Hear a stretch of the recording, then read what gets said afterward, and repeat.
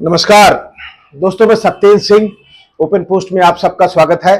Open post में आज मैं बात करूंगा केजरीवाल की, दिल्ली के चुनाव की और केजरीवाल के मिडिल क्लास दांव की। दरअसल जैसा कि आप सब जानते हैं कि केजरीवाल जो है इस बार विधानसभा चुनाव में जो है वो पहले वाले हालात में नहीं है।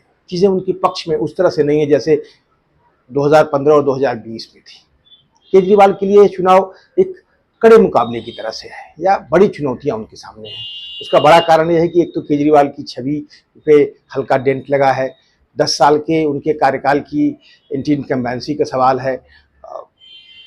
साथ में जो है भारतीय जनता पार्टी और कांग्रेस दोनों ही पूरी ताकत से चुनाव लड़ रही है। भारतीय जनता पार्टी कुछ इस बार बहुत ही स्ट्रेटेजिक ढंग से चुनाव लड़ रही है और उसे इस बात का अंदाजा है कि शायद वो केजरीवाल को सत्ता से बेदखल कर पाए, पूरी ताकत लगा रही है।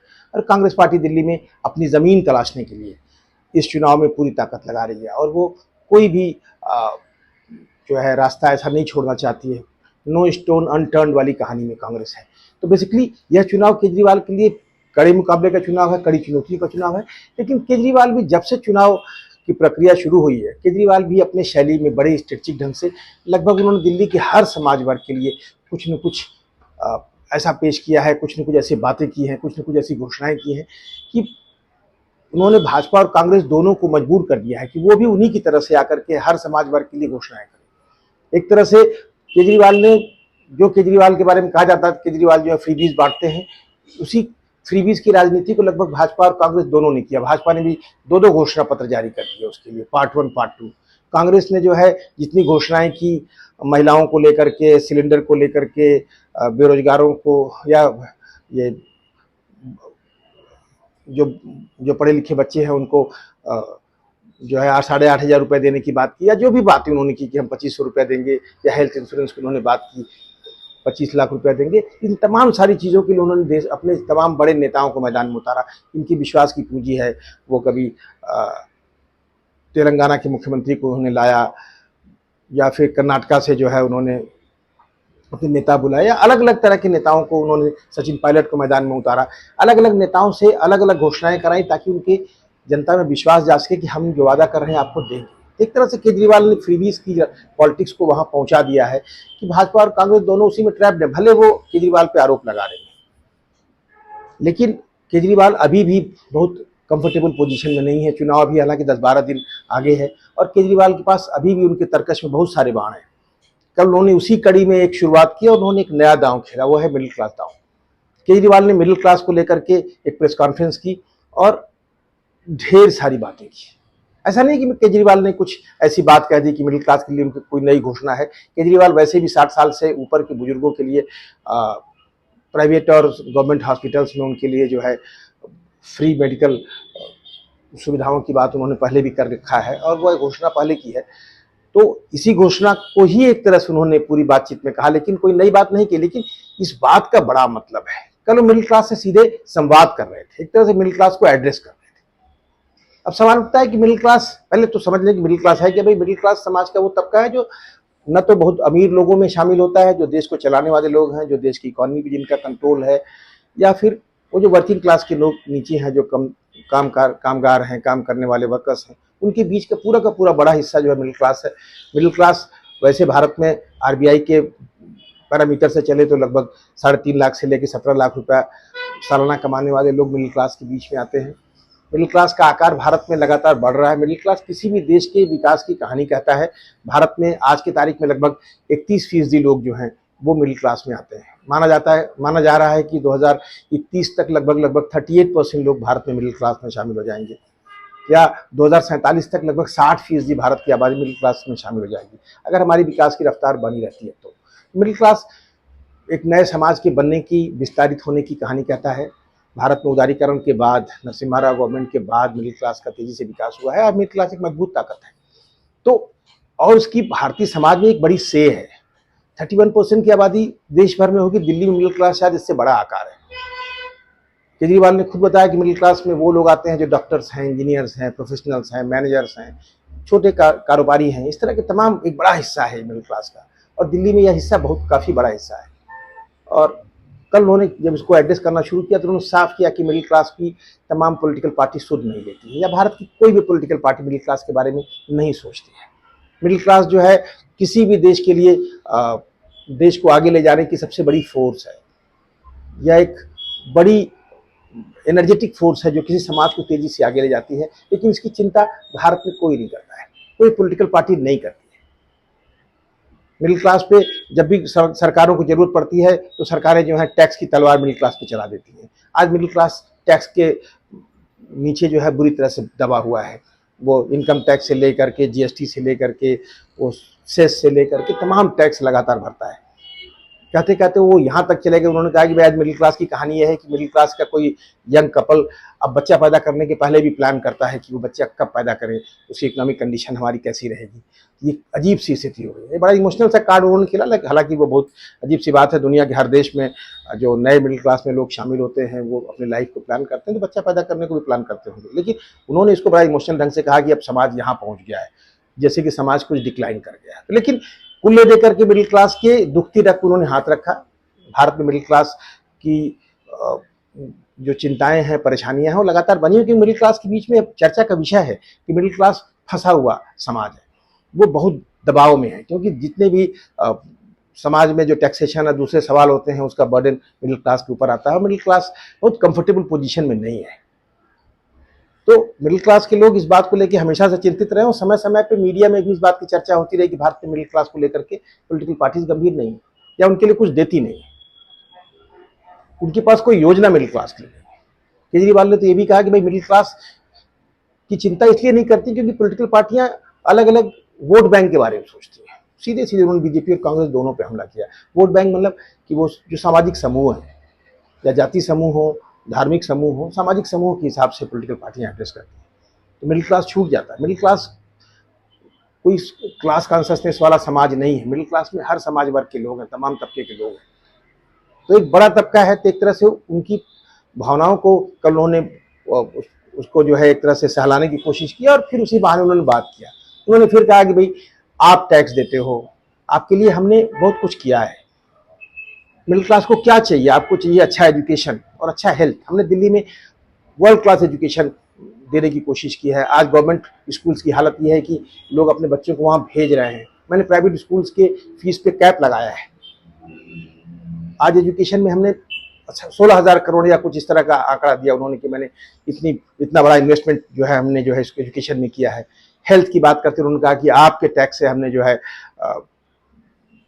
मोहल्ला क्लिनिक शुरू किए हैं, या हमने हेल्थ में जो है इन्वेस्टमेंट बढ़ाया है, या इस तरह की हमने सुविधाएं दी है। फिर उन्होंने कहा कि हम बुजुर्गों के लिए 60 साल से ज़्यादा की उम्र के बुजुर्गों के लिए जो है प्राइवेट और गवर्नमेंट हॉस्पिटल्स में हम उनको फ्री जो है मेडिकल सुविधा देने जा रहे हैं, सारी इलाज देने जा रहे हैं। तो एक तरह की उन्होंने बात की, और फिर उन्होंने बताया कि मैं आपके पैसों से आपके लिए क्या करता हूँ, और साथ में उन्होंने फिर यहीं पे जोड़ दिया, लेकिन मैं आपके ही पैसों से जो आप मुझे देते हैं, जो आपसे पैसे मिलते हैं, उन्हीं पैसों को हमने थोड़ा गरीबों के लिए भी दिया है। जब हमने फ्री बिजली दिया है, फ्री पानी दिया है, तो आपके लिए भी था, लेकिन उसमें गरीबों को भी हमने उसमें शामिल किया। फ्री बसों में गरीब भी शामिल है। आपके पैसों को गरीबों को हमने दिया, इसके बारे में अगर जानना हो तो अपने पेरेंट्स से पूछिएगा। मैंने बड़ा इमोशनली उन्होंने मिडिल क्लास को ये कम्युनिकेट करने की कोशिश की कि आपके पेरेंट्स भी कल गरीब थे जब आपको बड़ा कर रहे थे, और आप आज जहाँ पहुँचे हो उसमें उनके संघर्ष की बड़ी यात्रा रही, तब उनको कोई सपोर्ट नहीं मिला। अगर उन्हें सपोर्ट मिला होता तो आपके फ्यूचर के बारे में प्लान करते। वही सपोर्ट मैं उन गरीबों को देने की कोशिश कर रहा हूँ। एक तरह से उन्होंने फ्रीबीज को बड़ा खूबसूरत ढंग से जस्टिफाई किया, और फिर मीडिया पे हमला बोल दिया। उन्होंने कहा कि तमाम सारे बड़े बड़े पत्रकार जो बड़ी गाड़ियों में चलते हैं, करोड़ों की गाड़ियों में चलते हैं, या बड़े नेता, अब वो हमारी इन्हीं योजनाओं को फ्रीबीज करते हैं। एक तरह से उन्होंने अपने फ्रीबीज को जस्टिफाई करने की कोशिश की और विश्वास दिलाने की कोशिश की मिडिल क्लास को कि मैंने आपके लिए आपके बारे में सोचता हूँ, आप हमारे एजेंडा में हमेशा बने हुए हैं। आपके पैसों के लिए एक तरह से उन्होंने थैंक्स बोलने की कोशिश की। आप टैक्स पेयर हो, आपके पैसों से मैंने आपके लिए किया है, और हमने जो है तमाम तरह की योजनाएं लाई हैं, एजुकेशन और हेल्थ में काम किया, आपके ही पैसे से हमने गरीबों को भी हेल्प किया है। तो एक तरह से उनको एक तरह से मन को गदगद कर दिया है मिडिल क्लास को। इस तरह की भाषा, एक तरह से भाषण दे रहे थे वो, बड़ी ही इमोशनल ढंग से केजरीवाल बात करते हैं, उनकी शैली बड़ी कमाल की है। तो कल उन्होंने मिडिल क्लास से की बात करने के साथ साथ दो बड़े काम किए। एक तो यह है कि उन्होंने मिडिल क्लास के सामने फ्रीबीज वाली बात को जस्टिफाई करने की कोशिश की। साथ में उन्होंने मिडिल क्लास के मन पे मरहम लगाने की कोशिश की। दरअसल मिडिल क्लास दिल्ली में वो तबका है जिसमें केजरीवाल की काफ़ी अच्छी पैठ है। मिडिल क्लास में ही का ही एक बड़ा हिस्सा है जो केजरीवाल और बीजेपी के बीच में फ्लोट करता है। गरीब तबका तो केजरीवाल के साथ हमेशा रहता है। वहाँ पे कांग्रेस पार्टी बीजेपी के बजाय कांग्रेस पार्टी और माइनॉरिटी और दूसरे हिस्सों में कांग्रेस पार्टी केजरीवाल को डेन कर सकती है, लेकिन जो मिडिल क्लास का जो तबका है जो बीजेपी और केजरीवाल के बीच में फ्लोट करता है, लोकसभा में बीजेपी के साथ और विधानसभा में केजरीवाल के साथ, वो एक बड़ा तबका है और केजरीवाल को उसकी बड़ी चिंता है, क्योंकि इस तबके के बीच में केजरीवाल की जो छवि है, डेंट हुई है, उस पर शायद असर पड़ा हो। और अगर वो मूव कर जाता है केजरीवाल से अलग और वापस बीजेपी के साथ रुक जाता है लोकसभा चुनाव की तरफ, तो केजरीवाल की मुश्किलें बढ़ सकती हैं। तो उन्होंने उस समाज से सीधे बात करने की कोशिश की और उन्होंने बताया कि हम आपके बारे में सोचते हैं। और केजरीवाल के लिए थोड़ा सा आसान भी है, क्योंकि उस तबके के बीच में जो हालांकि बीजेपी के हिंदू फोल्ड में मिडिल क्लास का बड़ा हिस्सा इस वक्त है और उनकी पकड़ है, लेकिन केजरीवाल को वहाँ कोई दिक्कत नहीं है। केजरीवाल एक कंफर्टेबल पोजीशन में हो, वो बढ़िया हनुमान जी की पूजा करते हैं, अपने आप को एक सॉफ्ट हिंदू के रूप में बहुत खूबसूरत ढंग से पेश करते हैं, तो वो एक तरह से हिंदू विरोधी उनकी छवि नहीं है। तो मिडिल क्लास के बीच में उन्होंने यह मैसेज भी कहीं न कहीं करने की कोशिश की है कि मैं आपका हूँ, आपके बीच का हूँ। वैसे मिडिल क्लास केजरीवाल को हीरो के रूप में मानता रहा है। मिडिल क्लास के लिए केजरीवाल हीरो हैं। एक आम परिवार में पैदा होने वाला आदमी जो है IRS होकर के चीफ मिनिस्टर तक की यात्रा किया, तो एक तरह से उनकी सक्सेस स्टोरी भी मिडिल क्लास के लिए थी।